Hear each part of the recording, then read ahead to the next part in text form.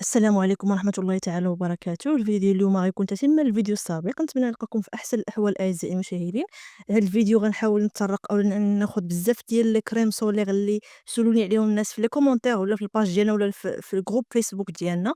حاولت ما أمكن ندير لكم هاد لا فيديو، حاولت نجبد أكثر المنتجات اللي كيسولوني عليهم النساء وندير ليهم فيديو.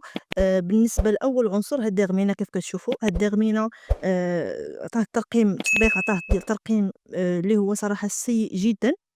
الترقيم اللي هو 0 من 20 كيف كتشوفوا معنا. علاش؟ حيت فيه سيكلوبنتاسيليكسون سيلوكسان.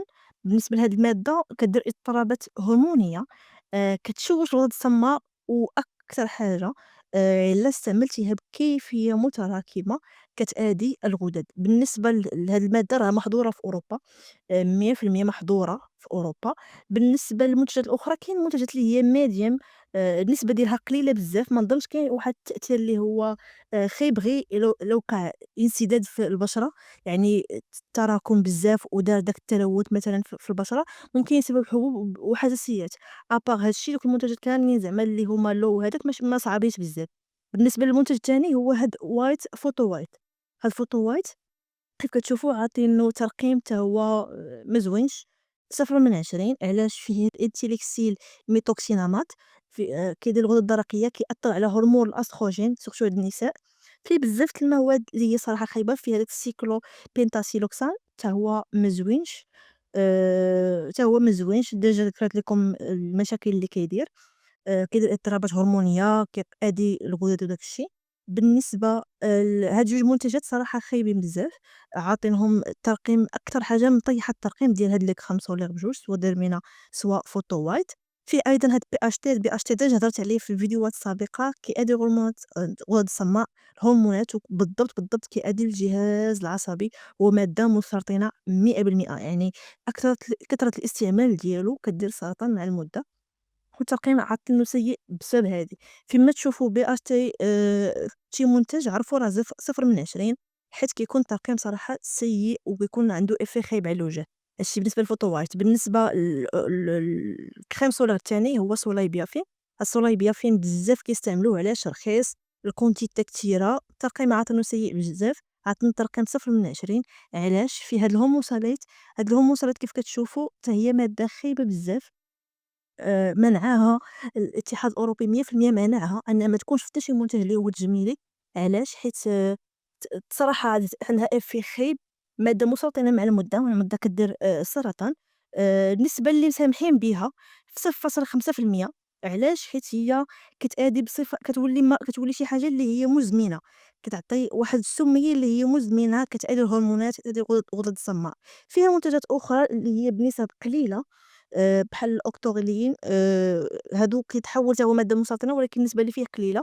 فيه لوموسيليت وهاد أوكتوريلين كيف قلت لكم مادات اللي خايبين بزاف وفيهم نسبة كبيرة في هاد الكريم. هاد المنتج الآخر اللي بزاف سولوني عليه هو هاد كالوس، كيجيبوه في البرومو ديال بيم. فيه حتى هو إيتيل. هادشي بالنسبة للإيتيلوميكسيد أميد. بالنسبة لكالوس فيه حتى شي مواد اللي هي أخرى ما زويناش، بحال هاد الستريت 20. هاد الستريت 20 ما كيأذيش الناس كاملين، تيأذي غير الناس اللي عندهم حساسية منه. الستريت بكاع لي نيفو ديالو، بكاع زعما الأرقام اللي كيكونوا فيه. الترقيم اللي عاطين هاد كالوس ترقيم حتى هو ضعيف، اللي هو 6 من 20، ترقيم اللي ضعيف، 0.6 من 20، ترقيم اللي هو سيء. كاين نيفيا صن، هاد نيفيا حتى هي ما زويناش، عطاتنا ترقيم 9.4 من 20. علاش؟ كيف كتشوفوا هاد نيفيا هي اللي كيستعملوا بزاف. علاش؟ صراحة ترقيم ماشي سيء جدًا ولكن متوسط. فيها ستريت، فيها بيتيل ميتوكسي، ولكن هادو بالنسبة لي هي متوسطة ماشي كبيرة، يعني ممكن يكون تحسس اللي هو بسيط ماشي تحسس اللي هو كبير، ولكن من أحسن الناس اللي عندهم حساسية يتجنبوه ماكسيموم. هاد المواد فيهم نسبة قليلة، 7 المواد اللي هي ديجا ذكرتها قبل في لي كريم الآخرين، ولكن النسبة اللي فيه قليلة. تقييم 9.4 من 20، تقييم متوسط، ماشي تقييم اللي هو سيء. فيه أكوا واتر اللي مادة زعما زوينة ما خايباش بزاف، 20. 21 انغريديون اللي فيه ما زعما عادي وزوين. كاين هاد DCP اللي بزاف سولوني عليه. هاد DCP فيه الأسود، هاد بالضبط هاد sunscreen بيج ناتورال، هذا البيج ناتوريل. بحال شكل فيه البيج ناتوريل. بالنسبة لترقيم سيء جدًا 0/20 SPF 50+ اللي معروفة. الترقيم اللي هو سيء علاش؟ فيه هاد الأوكتوريلين كيف كتشوفوا ديجا هضرت عليه قبل. الأوكتوريلين كيتحول لمادة مسرطنة مع المدة، راه شفناه في سولايبيافين وشفناه في ديرمينا.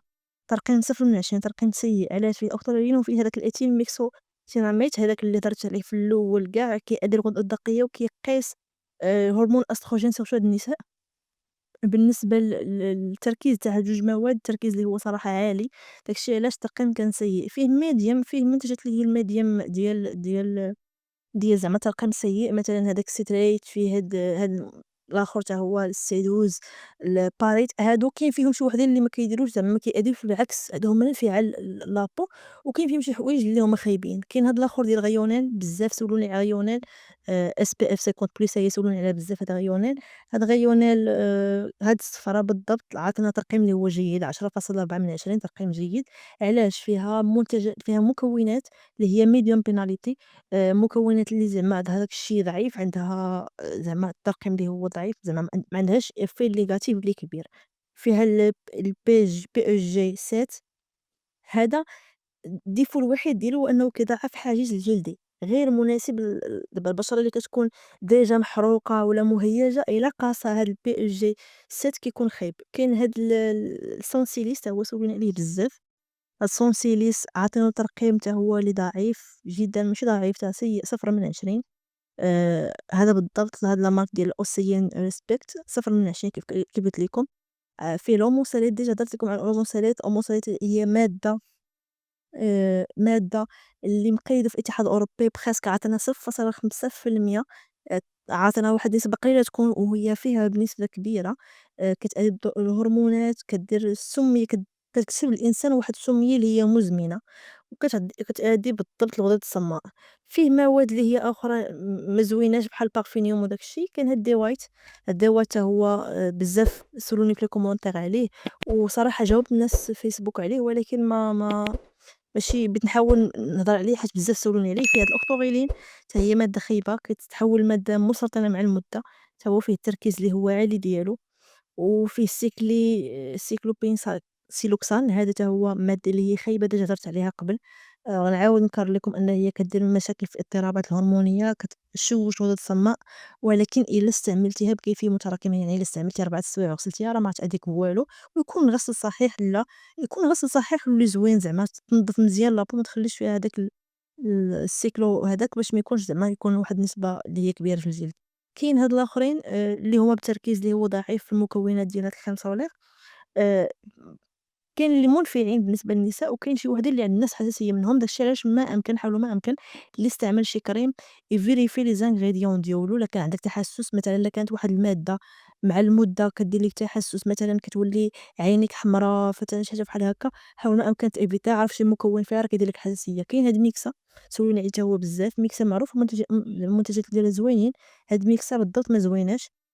عطانا ترقيم 0.22 ترقيم اللي هو سيء. فيها الأوكتوغيلين كيف كتشوفوا. هاد الأوكتوغيلين تا هو مادة خايبة ديجا هدرت عليه، مادة مسرطنة وبزاف د الحوايج. فيها هاد الإكزو شي حاجة ديكسان، هادي مادة مشتقة من البترول، والمواد اللي كيكونوا مشتقين من البترول ما تيكونوش 100% نقيين، يعني مع المدة ممكن يدير الحبوب، يدير تعفنات وبزاف د الحوايج à éviter. بالنسبة للميكسا كندويو على هاد الميكسا كتشوفوا الزرقا 50+ فلويد سولير، كريم فلويد سولير يعني الكريم وكدير حتى ليدغاتاسيون. هادي بالضبط ما زويناش حتى هي، كيف قلت لكم ما زويناش ترقيم 0.2/20. وفيها النيلون 12. بالنسبة لهاد النيلون 12 زوين صراحة، عنده effet positif أنه ما تيخليش لي غيد، وكيدخل بالزربة لابو، يعني اللي كان معاه شي مكون بالزربة كيدخل لابو كيخترق زعما الحاجز ديال لابو ولكن الديفو ديالو هو أنه مشتق من المادة اللي هي بلاستيكية، بلاستيك، وبلاستيك بعض المرات كيدير تعفنات، كيدير مشاكل. كاين هاد الديبيوتيك، هاد الديبيوتيك تا هو سولوني عليه بزاف. الديبيوتيك كنحاول نهضر لكم على 3 الأنواع تاع الديبيوتيك. غنذكر لكم 3 أنواع ديال الديبيوتيك. كاين هاد الكريم سولير شام فيه الإيثيلين، كلهم فيهم هاد الإيثيل ميكسوسيناميد. هادي مادة غير مناسبة للأطفال. إين فوا كتقيس لابو ديال الأطفال كتأذيهم، كتأذي سورتو لابو ديالهم باقا حساسة. آآ فيها مادة كتقيس الأستروجين، كتأذي الغدد الصماء وبزاف د الحوايج. الترقيم اللي عطانو 3.8/20 ترقيم اللي هو ضعيف جدًا. فيه هاد الإيثيل ما أمكن حاولوا تإيفيتيوه. فيه الفينوكستانول. الفينوكستانول ديجا هضرت عليه كيدير تهيج في العينين وفي الجلد وخطر ممنوع على الأطفال 100%. malheureusement كاع لي كريم ديال الديبيوتيك فيهم هاد الفينوكستانول بواحد النسبة. هو زوين الفينوكستانول زعما تيعاون ولكن خايب للأطفال إيفيتي. كاين دايلونغ اللي سولوني عليها بزاف 50+ SPF حتى هي دايلونغ UVA هادي بزاف كاع أطباء تيخرجوها. فيها الBHT. الBHT ديجا هضرت عليه مادة اللي خايبة كيمتص الجسم بسهولة وكيأدي للغدد الصماء. وهاد الBHT ديجا قلت لكم كيأدي للجهاز العصبي. الخير فيه هو أنه كيأدي للجهاز العصبي ومادة مسرطنة. كاين الBHT كيف قلت لكم وكاين فيها الإيثيل ميثوكسيلاميد ديجا هضرت عليه هو تا هو غير مناسب للأطفال إيفيتي. ومن الأحسن ما تستعملوش سيرتو الأطفال حتى الناس الكبار صراحة حيت مادة اللي هي خايبة. هادشي بالنسبة لدايلونغ عطانا ترقيم 0/20. بالنسبة لإيزيس فارما هدرت عليه الفيديو السابق ولكن هاد الريبوتيل ديجا سولتني عليه واحد السيدة. ريبوريل إكسبيرت إم سولتني عليه واحد السيدة في لي كومونتير وحاولت نجبدو ليها. بالنسبة لهاد الريبوريل إكسبيرت إم زويون 12.3 زويون صراحة ترقيم اللي هو زويون. فيه الهيدروكسيل هذا مادة ولكن زعما النسبة ديالها ضعيفة ما تخافوا منها والو. كاين الديبيوتيك كيف قلت لكم هذا بالنسبة للناس فابور العنق وداك الشيء فابور ماشي كريم. حتى هو فيه إيثيل ميثوكسيلاميد ديجا هضرت لكم عليه مادة اللي هي خايبة ومالوغوزمون كاينة في كاع المكونات أو المنتجات ديال الديبيوتيك. يعني مكونات ديال الديبيوتيك اللي عنده حساسية من هاد المادة راه يعرف يشري الديبيوتيك راه فيه هاد الإيثيل سيناميد. هذا غير مناسب للأطفال كيمتصو الجسم malheureusement بسرعة كبيرة. ولا كان عندك تحسس منه راه سير بلاصة تأدي لابو ديالك. فيه بروبيل بارابين. البروبيل بارابين ديجا هضرت عليه فيه حتى هو ما زوينش مادة مشتقة من البترول. يعني ما غيكونش زعما التصفية ديالها 100% خالصة وممكن يكون فيها مشاكل. يعني إلا كان عندك مشكل ديال الحبوب بسهولة ولا تعفنات ولا ما كديرش 4 السوايع وكتحيدها إيفيتا من الأحسن حيدها 100%.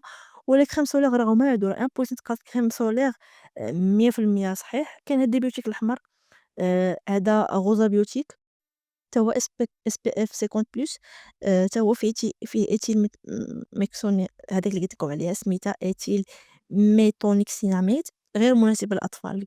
كيف قلت لكم كاع الصيغة ديال الديبيوتيك راه فيها إيثيل مينوكسيناميد مادة اللي هي خايبة كتمتصها الجسم بسهولة مسرطنة وممنوعة 100% على الأطفال.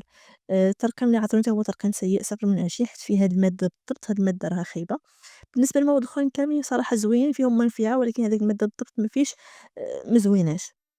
هادشي بالنسبة للديبيوتيك الأحمر 50 SPF. فيها السيراميد أو حتى هو مادة زوينة référence زوينة لابو ولكن ماشي 100%. 9 الحوايج اللي فيهم medium pénalité وحاجة وحدة اللي هي إيثيل ميثوكسيلاميد اللي قلت لكم كاينة في السيري ديال الديبيوتيك كاملة ومزويناش. مادة شيميك خايبة. بالنسبة لهاد الواقي راه واقي فيزيائي المكونات ديالو واقي فيزيائي. بالنسبة هاد الديبيوتيك من الأحسن إيفيتيوها كاملة. غنحاول ندير لكم في الفيديو الماجي فيه لي كريم سولير اللي هما زوينين وفي كاع لي مارك. كاين هاد أكتينيكا سولوني عليه تا هو بزاف النساء تا هو صراحة malheureusement ما زوينش. فيه عطينو ترقيم 5/20 ترقيم اللي هو سيء. علاش؟ فيه جوج المواد اللي هما خايبين. فيه هاد الإيثيل مينوكسيناميد اللي كاين في الديبيوتيك وكيف قلت لكم عليها مادة غير مناسبة للأطفال كتمتص بسهولة مسرطنة كتأذي الغدد الصماء. هاد الإيثيل ميثوكسيناميد اللي درت لكم عليه. بالنسبة للمادة الثانية اللي فيها مادة الBHT. الBHT ديجا هدرت عليها. بالنسبة لمادة الBHT باش خايبة كتأذي الجهاز العصبي. التراكم ديالها كيولي مادة مسرطنة وتا هي كتأذي الاستروجين أو الهرمونات النسائية. بالنسبة للترقيم كيف قلت لكم ترقيم سيء عطاها ترقيم 5/20 ترقيم ضعيف جدا. بهادشي بالنسبة للمكونات اللي عندهم strong penality. المكونات اللي عندهم medium penality كاين هاد ATXL تريازون هذا زوين صراحة زوين لابو زوين لابو بزاف عنده إيفي اللي زوين على لابو. قلّبت عليه قلّبت على الدراسات اللي داروا عليه كاين شكوك ولكن راه صحّي لابو غالبيًا ما كيديرش حتى شي مشكل حتى التجارب كانوا على حيوانات. كاين هاد دايلونغ اللي هو اللي غنختم به الفيديو ديالي. هاد دايلونغ حتى هو فيه الBHT وفيه الإيثيل مينوكسيلاميد. هاد دايلونغ درت لكم في الأول الخضرا دابا هاد لوغونج اللي بزاف كيستعملوها. هاد الإيثيل مينوكسيلاميد ديجا هدرت عليه. إما تشوفوا شي مادة فيها هاد شي برودوي فيه هاد المادة بعدوا منها. علاش؟ كدير حساسية وبزاف د المشاكل اللي جات ذكرتهم لكم قبل. وفيه حتى الPHD تا هو هدرت عليه عاد، هدرت عليه تا هو مادة ما زويناش. فيه مواد اللي هما زوينين، ولكن من أحسن المواد اللي فيها مشكوك فيها أنها كدير حساسية تجنبوها. هادي الفيديو كان تتم الفيديو السابق. كاين بزاف النساء سولوني على منتجات اللي هي أخرى تيقول لك واش هذا زوين واش هذا زوين. حاولت نجمعهم كاملين ندير فيهم فيديو. بالنسبة للفيديو السابق تحت الطلب ديالكم غادي يكون زعما الفيديو الموالي تحت الطلب ديالكم غادي يكون فيه إن شاء الله مجموعة من لي كريم اللي هما في هاد المارك المعروفين وزوينين.